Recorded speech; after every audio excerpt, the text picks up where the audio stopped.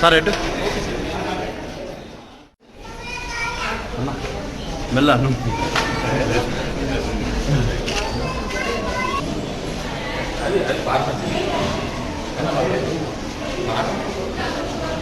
అది ఫార్మర్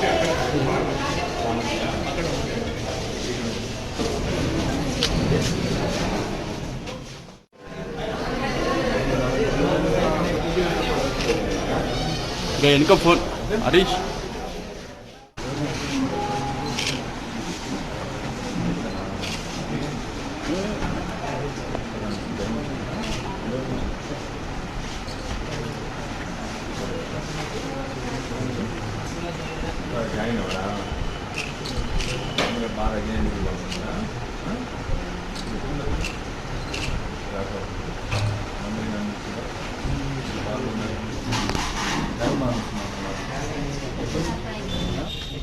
కేసీఆర్ గారు కేటీఆర్ గారు సందీపన్నకోటి ఆలోచన ప్రకారం మొన్న త్రీ సభ్య కమిటీ వేయడం జరిగింది.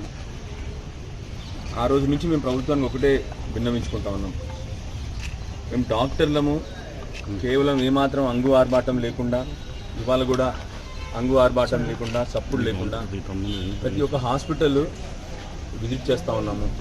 ఎందుకు అంటే అన్ని న్యూస్లలో, అన్ని పేపర్లలో, అన్ని ఛానళ్ళల్లో వస్తున్న కేవలం వార్తలు రోజు ఏమి అంటే ఆసుపత్రులు నిండిపోయి ఉన్నాయి, రాష్ట్రానికి జ్వరం వచ్చింది,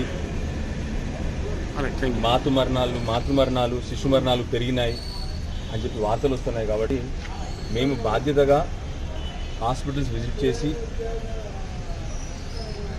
ఆరోగ్య శాఖ మంత్రి గారికి, ముఖ్యమంత్రి గారికి నివేదిక ఇద్దామని చెప్పేసి హాస్పిటల్స్ అన్ని తిరగడం జరుగుతుంది. అయితే మొన్న బాధాకరమైన విషయం ఏంటంటే బాధ్యతతో గవర్నమెంట్ హాస్పిటల్, మొన్న గాంధీ గవర్నమెంట్ హాస్పిటల్కి పోయినా మొన్న, ఆ రోజు మమ్మల్ని అరెస్ట్ చేయడం జరిగింది. ఆ రోజు కూడా నేను వాళ్ళని రిక్వెస్ట్ చేసినాను.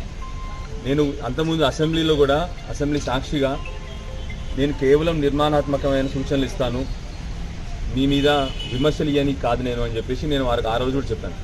మీరు ప్రభుత్వంలో ఉన్నా, నేను ప్రతిపక్షంలో ఉన్నా, నా బాధ్యత నేను నిర్వర్తిస్తాను, మీకు మంచి సూచనలు ఇస్తా తప్ప నేను మిమ్మల్ని విమర్శించుకుంటూ కూర్చోనని కూడా చెప్పిన ఆ రోజు. అయినా కూడా మొన్న ముఖ్యమంత్రి గారు మమ్మల్ని, నన్ను, డాక్టర్ రాజయ్య గారిని, మాజీ డిప్యూటీ సీఎం రాజయ్య గారిని, మాజీ ఎమ్మెల్యే ఎక్కువ ఆనంద్ గారిని కూడాను అరెస్ట్ చేయడం జరిగింది. చాలా బాధాకరమైన విషయం. మేము ఇవాళ కూడా మా జగిత్యాల్లో government hospital, district headquarter హాస్పిటల్కి రావడం జరిగింది.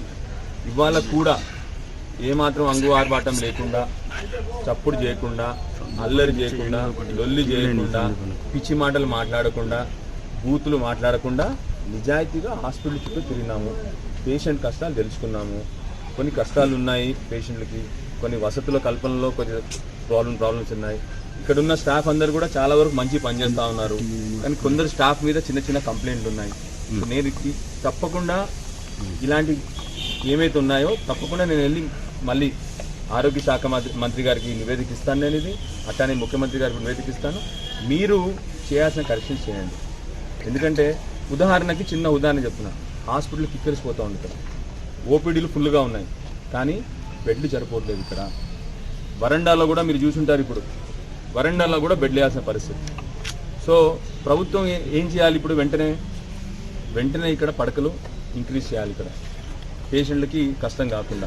సో ఇలాంటి సూచనలు ఇస్తాం తప్ప మేమేదో మీలాగా పిచ్చి మాటలు, పిచ్చి చేతలు, చాలా బాధ్యతగా ప్రవర్తిస్తామని చెప్తా ఉన్నాను. దయచేసి మమ్మల్ని అరెస్టులు ఇవన్నీ చేయకుండా కూడా మళ్ళీ కోరుతా ఉన్నాను ప్రభుత్వాన్ని. సో ఇక్కడ చిన్న చిన్న ప్రాబ్లమ్స్ ఉన్నాయి. ఇప్పుడు తప్పకుండా దాని ఏదో పెద్ద వార్తలు చేయకుండా నేను బాధ్యతగా మళ్ళొకసారి ఆరోగ్య శాఖ మంత్రి గారిని కలుస్తాను. అట్లానే ముఖ్యమంత్రి గారికి కూడా ఈ నివేదిక ఇస్తాము ఇంత అతి త్వరలో. నా చిన్న రిక్వెస్ట్ ఏంటంటే ఇక్కడున్న స్టాఫ్కి కానీ, ఇక్కడున్న చిన్న చిన్న కంప్లైంట్స్ ఇప్పుడు మీరు విన్నారు, స్టాఫ్ కూడా విన్నారు లోపల. కొందరు చాలామంది 90% డాక్టర్లు కూడా టైంకి వస్తూ ఉన్నారు, 5% డాక్టర్ రాకపోయేసరికి పేషెంట్లు చాలా సఫర్ అవుతూ ఉన్నారు లోపల. సో దయచేసి వాళ్ళని కూడా రిక్వెస్ట్ చేస్తూ ఉన్నాను, మీరు తొందరగా ఆన్ టైం రండి, పేషెంట్ సఫర్ అవ్వకుండా చూసుకోండి. రెండోది ఇప్పుడే చెప్పాను, పడకల్ డెఫిసిట్ ఉంది ఇక్కడ, బెడ్స్ డెఫిషియన్సీ ఉంది. చాలామంది పేషెంట్స్ ఎందుకంటే ఇప్పుడు విష జ్వరాలు ఎక్కువైనాయి సీజన్ కాబట్టి, ఈ టైంలో చాలామంది బెడ్లు లేక పాపం వెయిట్ చేస్తూ ఉన్నారు కాబట్టి నెంబర్ ఆఫ్ బెడ్స్ మనం ఒకటి ఇంక్రీజ్ చేసుకోవాలి ఇక్కడ. మూడోది కొన్ని కింద లెవెల్ స్టాఫ్ మీద ఒక కంప్లైంట్ వచ్చింది, అది ఇప్పుడే ఇక్కడ నర్సింగ్ స్టాఫ్ కూడా చెప్పడం జరిగింది, సూపరింటెండెంట్ గారు చెప్పడం జరిగింది, అది కూడా తప్పకుండా చేస్తారు. మీ అందరికీ మళ్ళీ ఒకసారి ప్రభుత్వాన్ని నేను రిక్వెస్ట్ చేస్తూ ఉన్నాను, మేము బాధ్యతగా ప్రవర్తిస్తూ ఉన్నాము, మమ్మల్ని హాస్పిటల్స్ తిరగనివ్వండి, మేము వచ్చి మీకే నివేదికిస్తాం. ఇప్పుడు కావలిస్తే ఇక్కడ పేషెంట్లు గొడవ చేస్తున్నారు, మీరు చూసారు ప్రెస్ రిపోర్టర్ అందరు, నేను కూడా అక్కడ నిల్చొని గొడవ చేయొచ్చు కదా, చేసినా మేము గొడవ ఏమన్నా అక్కడ.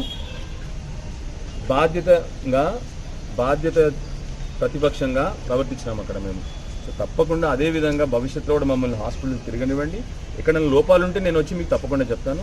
ఇది మాత్రం నిజం, ఇక్కడ నిజానికి ఇక్కడ మా స్టాఫ్ బ్రహ్మాండంగా, ఇక్కడ డాక్టర్లు 90% మంది డాక్టర్లు కూడా బ్రహ్మాండంగా పనిచేస్తున్నారు. ఇంత ఓవర్లోడ్ ఉన్నా కూడా ఇవాళ వాళ్ళు బాధ్యతగా పనిచేస్తూ ఉన్నారు, ఇక్కడ ప్రాబ్లం లేదు. కానీ ఒక 5% డాక్టర్ల మీద కంప్లైంట్స్ ఉన్నాయి, వాళ్ళు టైంకి రావట్లేదు, ఎవరో కరీంనగర్ నుంచి వస్తున్నారంటే అక్కడ నుంచి. సో దయచేసి నేను చెప్పేది ఏంటంటే ఇలాంటివి మీరు కొద్దిగా ఇమీడియట్గా రిపోర్ట్ తెప్పించుకొని మీరు అనలైజ్ చేసి మీరు ఇమీడియట్గా దాని మీద యాక్షన్ తీసుకొని